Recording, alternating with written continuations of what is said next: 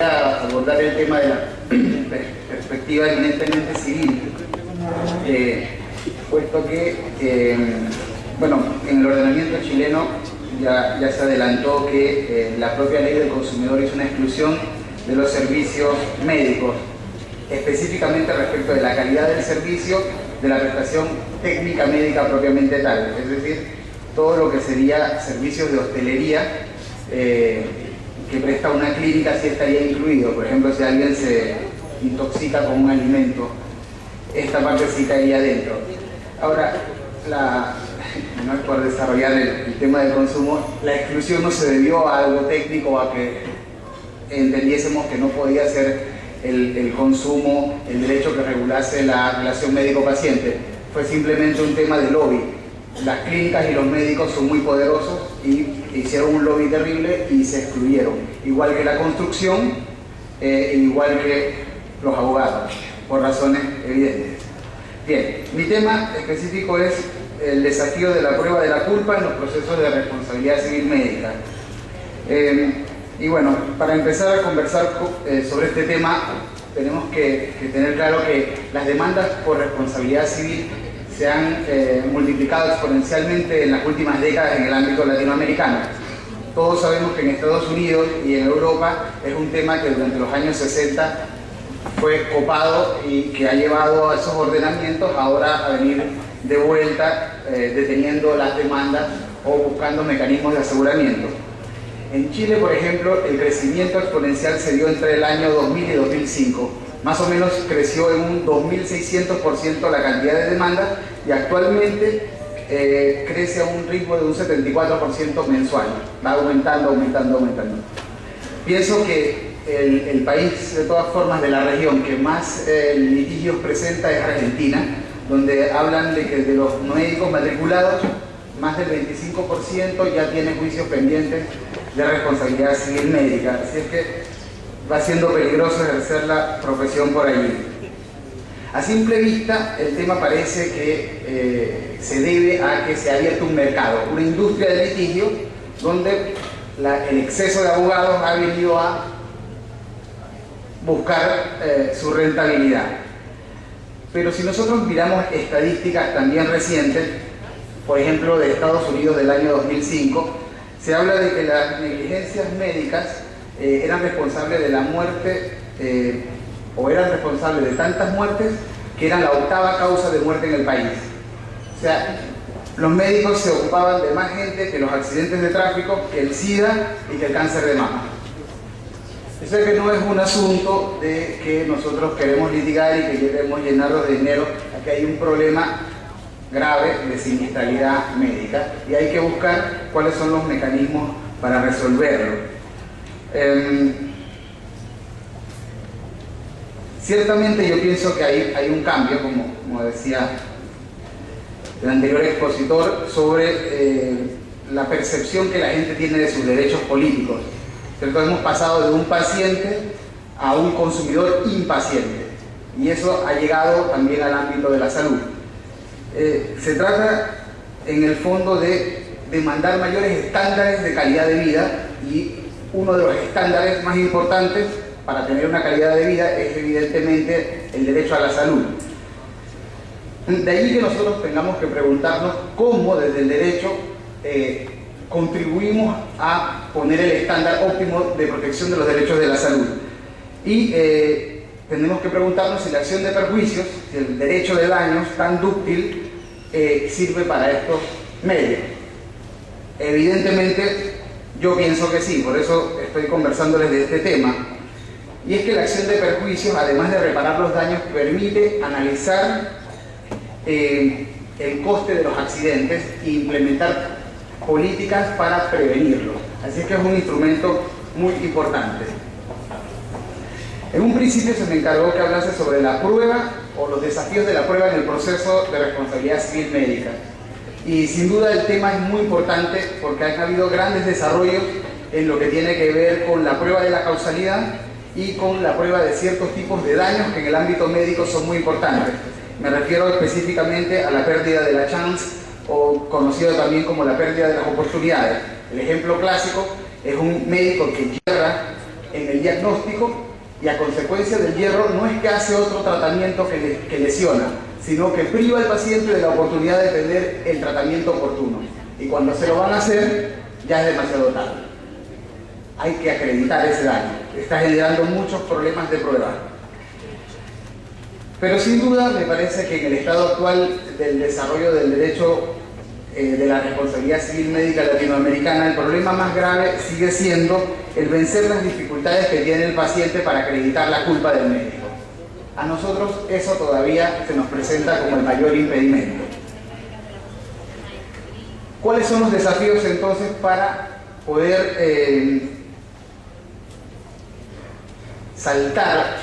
esquivar este impedimento? Yo creo que tendríamos que partir por saber claramente qué es lo que tenemos que acreditar, quién tiene la carga de acreditar ese qué, y adicionalmente de desarrollar, y esta me parece que es la parte más importante, los instrumentos o los mecanismos óptimos para dinamizar o morigerar o flexibilizar la carga de la prueba cuando la aplicación rígida de las reglas probatorias resultan inadecuadas o injustas en el caso concreto. Respecto de la determinación de la carga de la prueba, cada ordenamiento debe partir por determinar a quién perjudica o a quién debe afectar la falta de certeza sobre la culpa, y adicionalmente hacer un paso más y determinar cómo afecta a esa regla la recepción al interior del ordenamiento de que se trate de la distinción entre las obligaciones de medio y las obligaciones de resultado. Yo no los voy a aburrir con cuestiones, o espero no aburrirlos con cuestiones locales de Chile, pero solamente para mostrarles cómo se discutió el problema allí. Acá hay también expositores colombianos que tienen la misma norma y seguramente dieron respuestas diferentes a este problema. Pero en Chile la distinción obligaciones de medio y obligaciones de resultado no se admitió. El maestro, el decano Alessandri, decía que la distinción no podía aceptarse al interior del ordenamiento jurídico porque estaba el artículo 1547 que ustedes tienen en la pantalla, en cuyo inciso tercero decía: la prueba de la diligencia o cuidado incumbe al que ha debido emplearlo. ¿Cierto? Con un artículo como este insertado en el corazón del derecho de las obligaciones, no había que preguntarse si se podía presumir la culpa del médico. La culpa del médico estaba presumida legalmente. La prueba de la diligencia incumbe a quien ha debido emplearla. ¿Cierto? Entonces Alessandri decía: una distinción como la obligación de medios que invierte la carga de la prueba no puede introducirse en el derecho chileno sin transgredir el artículo 1547. Uno podría pensar que Andrés Bello, el codificador chileno, era un genio que se adelantó a su tiempo porque le puso la carga de la prueba al médico, pero en realidad esta carga resulta muy gravosa. Y si ustedes no se compadecen por los médicos, compadézcanse por ustedes mismos, porque la misma suerte que los médicos íbamos a correr todos los profesionales liberales con una presunción como esta. Así es que nos tuvimos que poner a trabajar hasta que recientemente, yo les estoy hablando hace menos de 5 años, la jurisprudencia chilena ha admitido la distinción entre obligaciones de medio y de resultado y ha puesto la carga de la prueba de la culpa en el paciente. ¿Por dónde? Por la vía de decir que en una obligación de medios, que es una obligación indeterminada de actividad, una obligación de hacer bien, de hacer diligentemente, la prueba del incumplimiento corresponde al paciente, y probar el incumplimiento de una indeterminada de hacer es probar que se hizo mal, y se confunde con el concepto de culpa. De esa manera se dijo: es el paciente el que tiene que acreditar la culpa. Luego la polémica sigue, ¿no? Esto es muy actual. Se dice: bueno, pero aquel artículo que está en todos los códigos que dice corresponde la prueba de su obligación o su extinción al que alega estas o aquellas, cuando se aplica a los médicos, entonces hace que el paciente le baste comprobar el contrato y la obligación para que el médico tenga que probar la extinción. Entonces es el médico el que tiene que probar que fue diligente. Bueno, en mi opinión, la prueba del incumplimiento es siempre del paciente. Si la obligación es de medios, la prueba de la del incumplimiento equivale a la prueba de la culpa y por lo tanto pesa sobre el paciente la prueba de la culpa. En las de resultado no se prueba una actividad, sino un estado de cosas. Yo quería quedar como Brad Pitt y mire cómo me dejó, está incumplido. Ahora hay que descubrir si se puede exonerar el médico probando diligencia. Yo pienso que sí, porque el artículo 1547 lo prescribe, pero los que dicen que en la responsabilidad, perdón, que en las obligaciones de resultado hay una responsabilidad objetiva, no están de acuerdo con esta interpretación. Bien, como les dije, yo no les voy a aburrir más con el problema doméstico de Chile, pero lo que sí quiero mostrarles con esta exposición en este punto es que cualquiera que se dedique al tema probatorio tiene que resolver este problema al interior de su ordenamiento jurídico. Y es un problema grave. Bien, con respecto al segundo de los desafíos mencionados, es decir, a la determinación de aquello que debemos probar, nosotros observamos que los pacientes no tienen idea de lo que tienen que acreditar. Los abogados de los pacientes, menos. Y los jueces, tampoco. Entonces, nosotros entramos, acá no están los autos probatorios, pero en Chile, por ejemplo, el juez dicta un auto de prueba donde dice, pruébese la negligencia. Y fue una operación a corazón abierto. Entonces uno se queda diciendo, ¿cómo prueba esa negligencia? Y el paciente tiene que acreditarlo. Estamos perdidos. ¿Qué duda cabe de que si nosotros tuviésemos algunos catálogos, ¿cierto? Algunas guías que nos permitiesen saber qué conducta está mal, qué cosa de la que se hace en los hospitales nosotros pudiéramos ver, eso es una culpa, sería mucho más fácil. Y qué duda cabe que para los jueces sería una bendición tener el catálogo allí para nada más cotejar. Usted incurrió en tal infracción, culpable. Bien. En este sentido, el legislador o algunos legisladores, como el legislador francés y recientemente también el legislador chileno, han desarrollado un catálogo de derechos, en leyes de deberes y derechos de los pacientes. Esto ha sido muy discutido. En Chile la tramitación de la ley esta duró como 13 años, porque evidentemente los médicos no querían que le pusieran un catálogo de derechos en ninguna parte a los pacientes. Finalmente la ley se aprobó. Y me parece que interesante aquí, además de los derechos a la información, a la seguridad del paciente, ¿qué quiere decir la seguridad del paciente? Que cada vez que alguien entra a un hospital, si sale quemado, con el pelo corto, con las uñas cortas o algo así, culpable. No vamos a discutir más nada. Es una obligación de seguridad. Pero acá se introducen otros derechos más interesantes. Dice recibir un trato digno. Y dentro del derecho a recibir un trato digno, dice, tiene que haber traductores para las personas que no hablan el idioma. Eso es muy importante en los países que tienen poblaciones indígenas. Imagínense si cada vez que hay una persona de una etnia que no entiende el consejo médico, nosotros pudiésemos demandar por los daños a la dignidad que le produjo el trato. O cuando a una persona no la llamen por su nombre. O cuando el médico no esté identificado con su nombre también. Esos son estándares altos de salud, que es a donde yo considero que hay que ir. Ahora, si nosotros no tenemos leyes en este sentido, no hay que esperar que el legislador resuelva los problemas, porque la otra forma de concretar los parámetros de culpa es la jurisprudencia. Y eso siempre ha sido así. Son los jueces los que dicen cuáles son las conductas culpables. Y en este sentido, nosotros hicimos un libro que tardamos mucho tiempo en hacer, donde estudiamos toda la historia de la jurisprudencia médica de Chile y extraímos todas las conductas que en algún momento fueron consideradas culpables. Al igual que en el derecho comparado, evidentemente, la conducta que equivocaba la pierna que tenía que amputar y al médico que se le quedaba la gasa dentro del estómago, esas eran culpables, esas lo sabíamos. Lo que sucede es que ahora nos introducimos en otro tipo de conductas mucho más finas. Vean ustedes en la lámina esa que les pongo ahí a modo ejemplar. Dice, actuaciones en áreas que no son propias de la especialidad. No vamos a discutir si usted fue un buen cirujano. Usted es un cirujano plástico y operó una mano. Hay un cirujano que se llama cirujanos de manos. Así que usted no puede operarla. Y si lo opera y algo pasa, usted es culpable.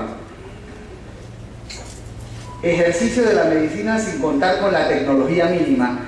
Acá el colega que expuso anteriormente se refirió al punto. Esto es el cumplimiento de un rol. Usted no puede decir, verifíqueme la culpa en concreto, es que yo ejercía en un pueblo pequeño y no tenía cardiovector. ¿Sabe qué? Si usted pone una clínica, usted tiene que tener la clínica equipada como la promociona. Y si no, usted es culpable. Sin más. Hace poco se falló en España, ¿sí?, un caso en el que una chica resultó quemada con un dermoabrasador. Es un instrumento que se utiliza para, ¿cierto?, para hacer, corregir impurezas o defectos de la piel. Esta chica se había hecho antes una depilación láser y le habían quedado unas marcas. Bueno, fue con el dermoabrasador y no tienen idea cómo quedó después.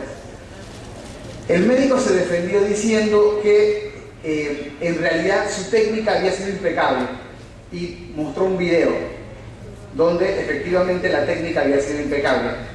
Y él dijo, y yo no le informé de que le podía pasar esto porque el caso de ella era tan sumamente extraño que no creo que entre dentro de los deberes de información. Bien. La Corte, el Tribunal Supremo Español dijo, pues se equivoca mi estimado amigo, usted le tiene que informar de lo bueno, de lo malo, de lo corto y de lo largo. Y como no lo hizo, usted se hace cargo de todos esos daños. En Chile, hace unos 3 o 4 años, un lactante falleció. Le hicieron una punción en el cuello para extraer sangre. Se hace cuando no se pueden encontrar las venas, se hace directamente en el cuello. Bueno, el niño murió y no se sabe si la enfermera hizo el procedimiento bien o mal. Lo que sí se acreditó en el juicio es que no había ningún cirujano presente. Y el reglamento sanitario chileno dice que cuando se hace una intervención de ese tipo, tiene que haber un cirujano presente. Bueno, cuando yo le cuento esto a los médicos con los que a veces asesoro, me dicen, bueno, entonces no sería ningún procedimiento en el mundo de medicina, porque nosotros no sabemos hacer eso lo hacen las enfermeras. Y las enfermeras lo hacen mejor que nosotros. Y además, si cada vez que necesitamos sacarle sangre a un chiquillo tenemos que estar ahí, se paró el mundo. Bueno, se parará el mundo. Pero de ahora en adelante eso es una culpa. Y los vamos a condenar y van a condenar al hospital. Y el hospital te va a terminar votando si tú le cuestas mucha plata. Los estándares van subiendo. Otra hipótesis. Las personas antes se iban y se hacían exámenes. SIDA, positivo, nunca los iban a buscar. Antes se decía, bueno, usted no lo vino a buscar, culpa de la víctima, usted mismo es el culpable. No tiene nada que reclamar. Bueno, hoy en día se dice, si hay una enfermedad grave, aunque la persona no haya ido a buscar el resultado, usted, prestador de servicios, está obligado a buscarlo y a notificarlo. Si no, se hace cargo de los daños o de la falta de tratamiento que esta persona haya tenido. Bien, solo eran algunos ejemplos. Sin duda, con un catálogo de este tipo, ¿cierto?, bien hecho, con un montón de conductas, sería mucho más fácil acreditar la culpa de los médicos.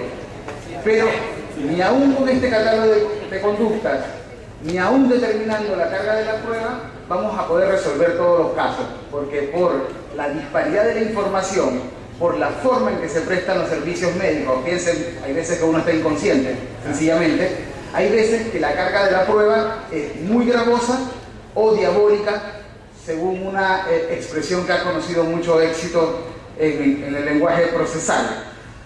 Lo que nos lleva al último punto que yo quería conversar con ustedes acá, que es el desarrollo, el último desafío, que es el desarrollo de expedientes que flexibilicen o morigeren la carga de la prueba. Cuando la aplicación rígida del onus probandi resulta demasiado gravosa.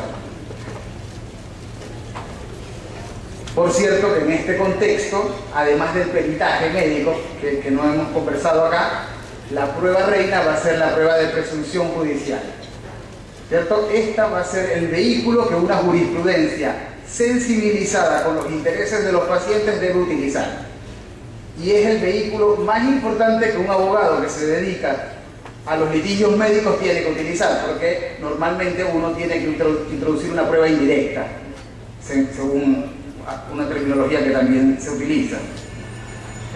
Y es que del hecho de que la culpa del médico no se presuma, ¿cierto? O lesiones de medio resultado, no se presume. De ese hecho no se sigue que la culpa del médico no se pueda probar por prueba de presunciones. En la prueba de presunciones es el paciente el que prueba los hechos indiciarios. La carga de la prueba no se invierte, permanece en el paciente, pero se hace una presunción judicial. Bien, para ilustrar esto rápidamente, la Corte de Casación francesa recientemente falló un caso donde una señora se fue a operar unos juanetes y se operó los juanetes y una semana después murió de tétano, ¿cierto? Bueno, esta gente demandó a la señora, perdón, por tener los juanetes tan grandes. La señora murió. Se demandó al hospital y se dijo, está acreditado que la señora entró sin tétano, está acreditado que ustedes hicieron una operación y está acreditado que la señora murió de tétano. Algo malo debieron haber hecho. Esto, los franceses les ponen unos nombres muy bonitos, que llaman las culpas virtuales, ¿cierto? Que en el fondo no es más que la manifestación francesa o el nombre francés del res ipsa loquitur, que es el brocardo latino que en español le llamamos las cosas hablan por sí mismas. El daño es tan desproporcionado que algo malo tuvieron que haber hecho. Es la base de una presunción. En Chile, les pongo esta lámina que está allí y les pido que por favor la miren por lo bien hecho que está este razonamiento. En Rochet con Oxenberg, el tribunal dijo, aplicando este expediente del res ipsa loquitur, dice, debe considerarse que la sola existencia de las referidas lesiones constituye un indicio de negligencia en que incurrió el equipo médico que operó al menor. Y consiguientemente, esta parte es muy importante, una presunción del incumplimiento de la obligación de medios asumida por quien encabezó este grupo. O sea, si ustedes ven, en Chile, con la obligación de medios, le pusieron la carga al paciente. Entonces el juez hizo doble razonamiento. Primero dijo, usted es una obligación de medios, prueba al paciente. Y después dijo, pero hay daño desproporcionado, presumo el incumplimiento. O sea que hubo un vaivén de la carga. Por hacerle alguna crítica a este tema, a esta sentencia que es muy bonita, solo diría yo que en realidad no se produce una inversión de la carga probatoria por lo que les comenté hace un rato, que es que en la prueba de presunciones la carga permanece técnicamente en el que prueba los hechos indiciarios. Bien, hay otras presunciones que se han utilizado por ahí, sobre todo en temas que tienen que ver con fichas clínicas y con deberes de informaciones, pero no voy a entrar en ellos porque el tiempo se agota y solamente voy a utilizar 2 minutos más bueno, para recoger un poco las ideas centrales de esta exposición.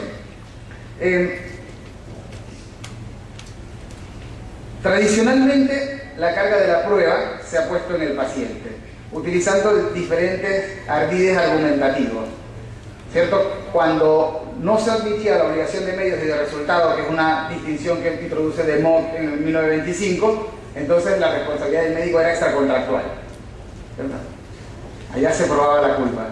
Cuando se acepta que es contractual, entonces se acepta la distinción y se dice que con el incumplimiento el paciente sigue probando. Así que esto es una cosa, parte de la evolución. El paciente prueba y eso está bien porque la obligación del médico es una obligación del medio y además porque se parece mucho a la de los abogados, entonces está bien que nos prueben las culpas. Es innegable también que una rígida aplicación de los principios del onus probandi va a producir consecuencias injustas. Entonces hay que desarrollar los mecanismos para que estas reglas se morigeren. ¿Qué más se podría hacer? Bueno, podríamos traer la doctrina de las cargas probatorias dinámicas. Eso se hizo en España.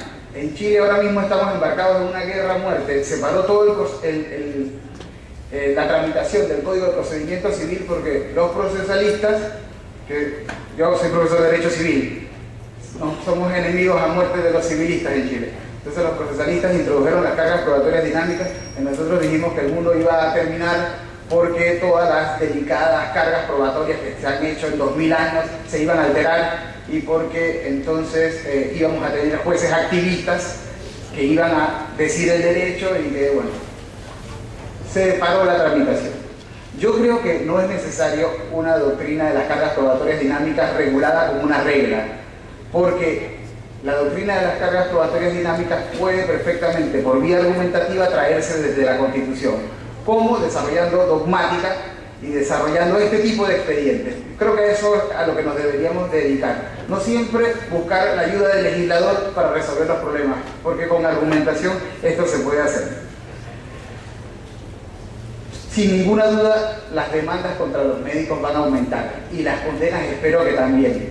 Y eso no está mal, eso está bien. ¿Por qué? Porque eso significa que nuestros estándares de vida, el estándar de protección del derecho a la salud está aumentando. Y es eso lo que yo creo que nuestros pueblos latinoamericanos necesitan. Muchas gracias.